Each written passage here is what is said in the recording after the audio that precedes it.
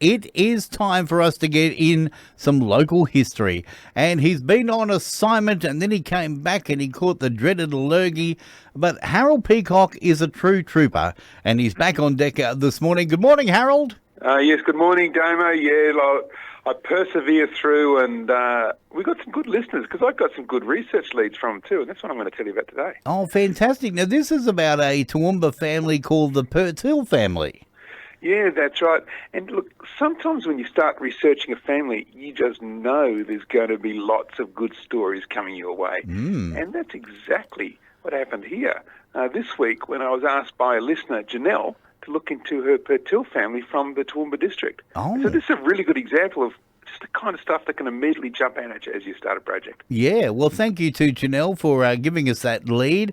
And, of course, if anyone else has got a lead on some local history they'd like to find out about, then they can simply email me at 4akbrecky@gmail.com and we'll pass it on to Harold, won't we? Yes, please, let Damon know. And if any listeners today know anything about the Pertil family at all, then please let Damo know, because any information they have will add to an amazing narrative. So please let him know. All right, let's unleash the history of the Pertil family. Yeah, look, in the early 20th century, the Shire councillor Stephen Pertil was a patriarch of a family full of incredible achievers.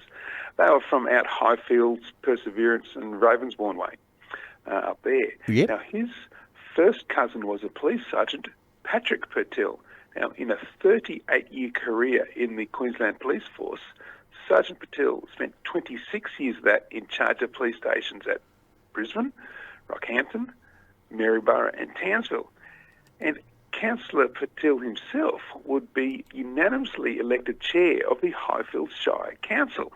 Now, when Councillor Pertil was married in 1917, his resolve must have been tested, because his sister-in-law, or soon-to-be sister-in-law, was the formidable Reverend Mother Paul, who was a Mother Superior at St Vincent's Hospital.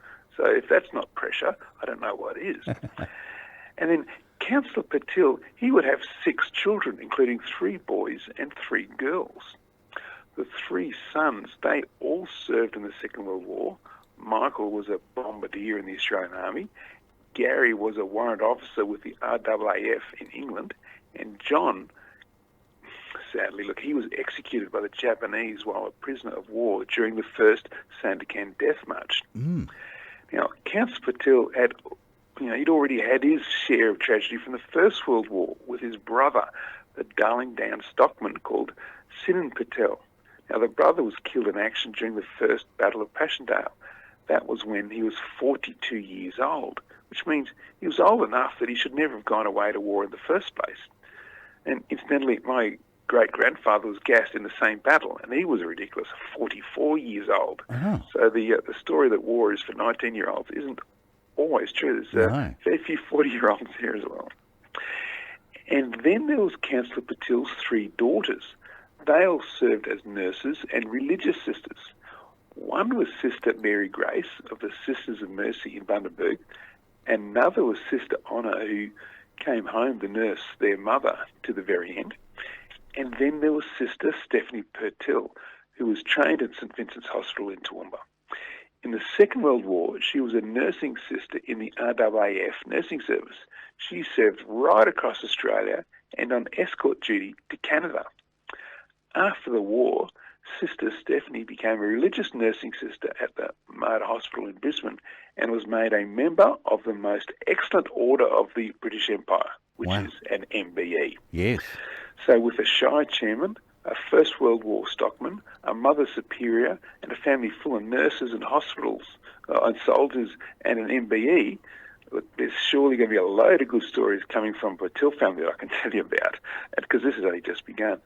And like I said, Damo, please, any listeners, if you know anything about the Pertils, I'd love to hear about it, because every little bit makes difference. And I'm really interested in this research. So, Damo, have your phone and email ready. All right, fantastic. What an amazing family.